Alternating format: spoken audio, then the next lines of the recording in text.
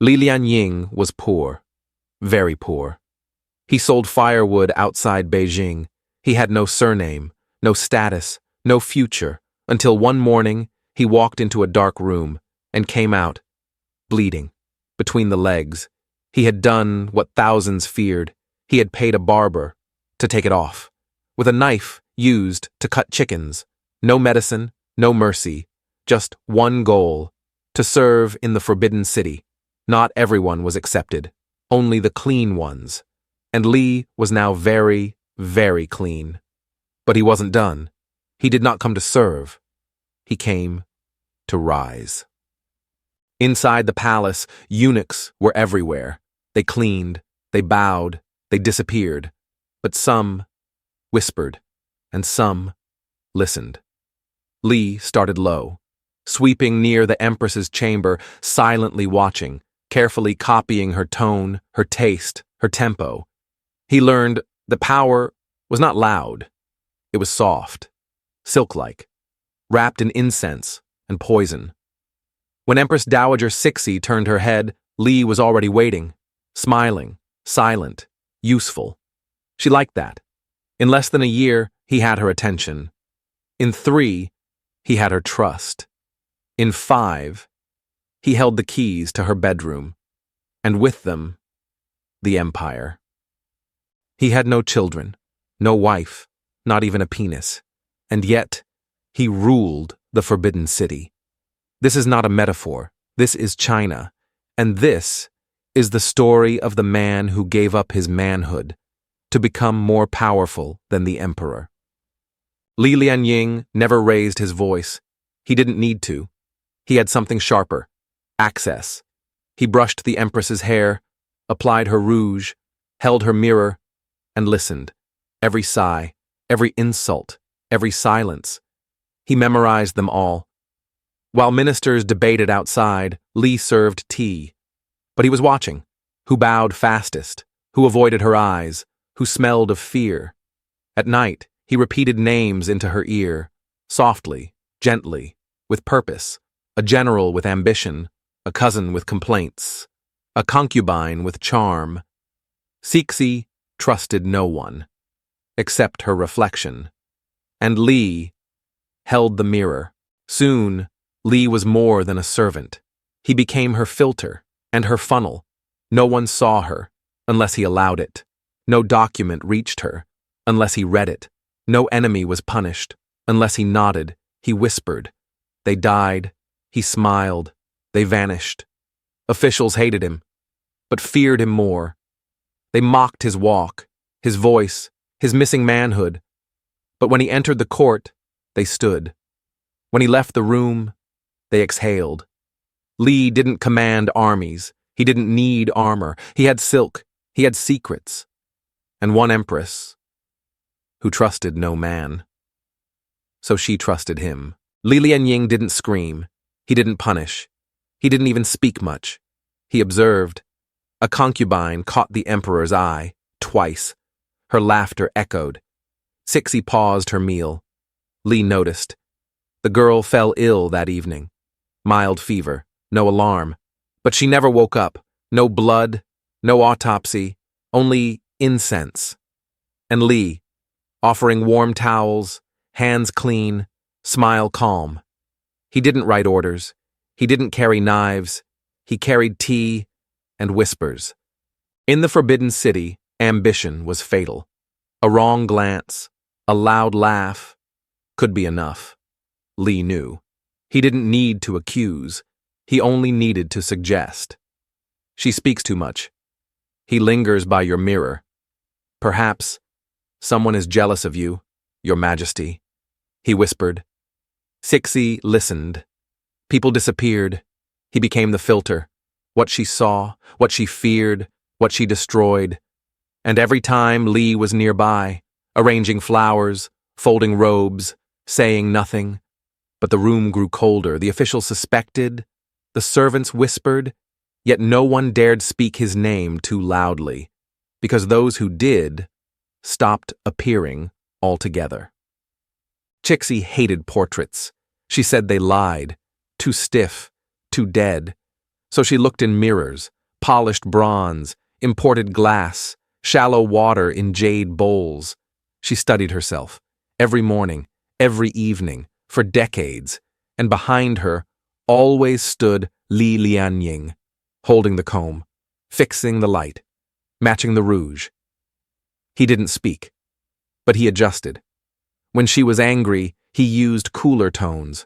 When she was insecure, he brightened her cheeks. He didn't flatter. He corrected. Li became her reflection, her shadow, her taste. What she found beautiful, he reinforced. What she feared, he erased. A wrinkle meant new policy. A bad hair day could cost someone their life. No one else saw this. Not the generals, not the scholars, not even the emperor. Only Li. He shaped the version of sexy that sexy believed in, and in doing so, he shaped China. All with powders, brushes, and silence. He was the only man allowed to touch her face, and in that face, he redrew an empire.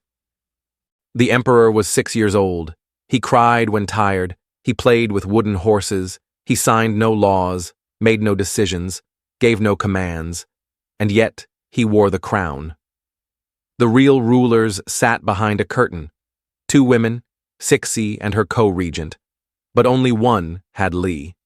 He dressed the boy emperor each morning, straightened his tiny robe, adjusted the dragon pin, then walked past him, into the real room, where silence ruled. Cixi did not need generals. She had routine and lieutenant. He carried messages, blocked messages, changed messages. If the child coughed, Li summoned doctors. If the regents argued, he delivered tea and stayed to listen. He became essential, unquestioned. Every day passed through him. One regent fell ill, then died. The other, Cixi, remained. Alone? Number she had Li. Ministers begged to meet the emperor. Li declined. He is resting. Proposals vanished. Petitions were delayed. Punishments were swift. China still had a boy on the throne, but every decision came from someone without a throne, without a title, without even a name on the royal records. Just a eunuch and a woman running an empire. They never accused him directly. No one dared. But they whispered, behind fans, behind scrolls, behind closed doors. He's just a servant, a barber with perfume, a man who isn't. They mocked his walk, his voice, his absence of manhood, but never to his face, because those who mocked disappeared. A minister wrote a complaint about influence, about excess, about a eunuch overstepping. He was reassigned, then investigated, then found guilty of something else entirely. His family lost titles. His estate was seized, his name erased from court records. Li said nothing. Li never raised his voice. He raised eyebrows. He didn't send soldiers. He sent suggestions, and sometimes letters, handwritten, folded perfectly, sealed in peach blossom wax. Cixi read them at night, then summoned people at dawn, sometimes to reward, sometimes not. No one knew what he wrote. But they saw what followed. By now, even princes bowed to him. He had no army, no clan, no lineage, just proximity. He stood close to power, close enough to whisper, close enough to end careers. They used to laugh. Now, they avoided eye contact, because in the Forbidden City, death did not come screaming. It came in silence, and it often smelled like orchids. Li Lianying was not supposed to handle money. Eunuchs were barred from finance, by law, by tradition, by fear, but rules bend for the right servant. Cixi trusted no one with gold, not the treasury, not her ministers, not even her relatives. So she trusted Li. He began with linens, then perfumes, then palace renovations. He approved vendors, set prices, signed receipts. Then he began managing gifts, tributes, bribes, donations. Money moved, but not in books, in boxes, in silk pouches, in personal ledgers, his ledgers. Soon, governors sent money through him. Not through the treasury, through lieutenant's A promotion, an extension, a pardon. All came with a quiet transaction, handled by the eunuch, with perfect manners. Officials resented him, but lined up at his door. He had no army, no seal, no official post, but he controlled appointments, projects, timelines. He taxed without taxing, took without asking, ruled without ruling. The empire still had a ministry of finance, but it also had a man with no testicles. And all the money. His name was not printed on coinage, but it was written in every desperate letter begging for funds, and every reply came with his scent. Sweet. Software expensive. There were no cameras in the Forbidden City, no wires, no recordings, but there were eyes, everywhere. Maids who swept corridors, guards who opened doors, cooks who served soup. They all saw, they all heard, and they all answered to Li. Not officially, not on record, but they knew where loyalty paid best. He gave them gifts, small ones, soap, wine, a silk ribbon for their mother, then questions. Who entered her chambers last night? Did the general look worried? Has the prince spoken to the eunuch from Suzhou? Answers came wrapped in fear and scented envelopes. Li built a map, not of geography, but of movement, tone, emotion. He knew who walked too fast, who avoided eye contact, who smiled too long at the wrong person, and when he knew, Cixi knew. No rebellion reached her throne, because Li dissolved them before they congealed, sometimes with warnings, sometimes with rumors, sometimes with accidents. People began whispering less, then not at all. Paranoia became policy. Behind every curtain, they imagined Li. He wasn't there. He didn't need to be. He had ears, dozens of them, all paid, all quiet. China had governors, ministers, generals, but only one man knew everything, and he wore no armor, just perfume. Cixi trusted Li. She always had. He was clean, silent, useful. He knew what tea she liked, which silk made her feel strong, which names to whisper, which ones to erase. But over time, Li stopped asking. He chose the servants, the doctors, even the painters who painted her. He read reports before she did, sometimes instead of her. She thought it was loyalty. It wasn't. It was practice. One day, a regional governor died. She hadn't heard his name in months, but Li had. He had intercepted the governor's letter. Too critical, too bold, too late. The death looked natural, on paper, but even Cixi raised an eyebrow. Li smiled. Heart failure, Your Majesty. She nodded, but didn't speak. She looked at him longer than usual, and for the first time, he didn't flinch. That night, she asked no questions. The next morning, his schedule was unchanged. From that point on, Cixi remained the Empress. But something had shifted. She ruled. Li decided. He knew it. She knew it. And neither of them said it aloud. Because in the Forbidden City, power didn't change hands. It changed shadows. Cannons echoed in Tianjin. British ships lined the coast. Foreign flags flew over Chinese soil. Outside the palace, chaos. Inside, perfume. Cixi panicked. She packed jewels, burned papers, fled west with her puppet emperor. But Li Lianying did not run. He stayed. In the Forbidden City. Alone. Ministers called him mad. Foreigners called him irrelevant. He watered the garden, fed the koi, lit incense. No orders, no mistress, no emperor, just silence and dust. Then, envoys arrived. Europeans, in polished boots, demanding tribute, maps, access. They asked for the Empress. She is indisposed. They asked for generals. They are unavailable. They asked for documents. Li handed them copies, already prepared. He poured them tea. Perfect temperature, perfect timing. He smiled, not too wide, just enough. They left, confused, unimpressed, but somehow satisfied. Li wrote letters, sealed them with wax, sent them west. When Cixi returned, the palace was intact. No fires, no theft, no blood. "How did you manage it?" she asked. Li bowed. "I stayed." Cixi never remarried. She didn't need to. She had Li. He wasn't a lover, not a man, not a threat. He entered her chambers at night, not to touch, but to listen, to complaints, to dreams, to fear. He brought soup when she was ill, cut her nails, removed her shoes, and when she cried, he stayed silent. Ministers offered advice, princes offered alliances, Li offered stillness. She chose him. He saw her without paint, without robes, without power. She saw him as safe, because he couldn't betray her, not sexually, not politically, not genetically.